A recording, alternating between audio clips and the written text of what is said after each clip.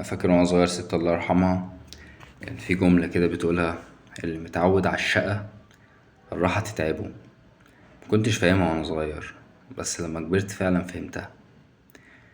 لما كنت بقعد مثلا ساعات بتيجي ايام علوية كده اللي احنا بنسميها استراحة محارب، بس دي مش استراحة محارب يعني.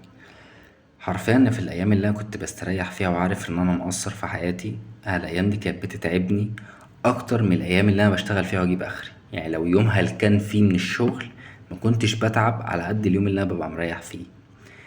لان الكرباج اللي عقلك بيكربجك بيه اقوى بكتير من كرباج الشغل.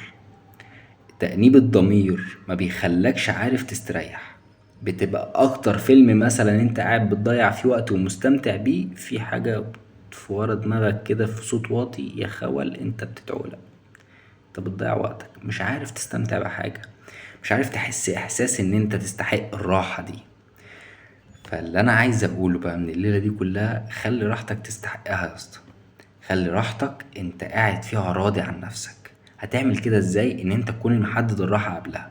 شغل ان انا يوم ما هتعب هريح ده ما بياكلش عيش.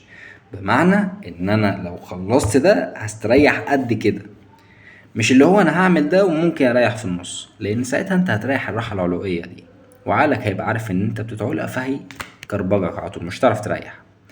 انما انت المفروض تحدد من الاول: خلصت ده فانا هريح كذا. ساعتها انت لما تخلص ده عقلك يقولك انت تمام، احنا اتفقنا على حاجة وعملناها. بس دي الراحة اللي المفروض اي راجل يريحها.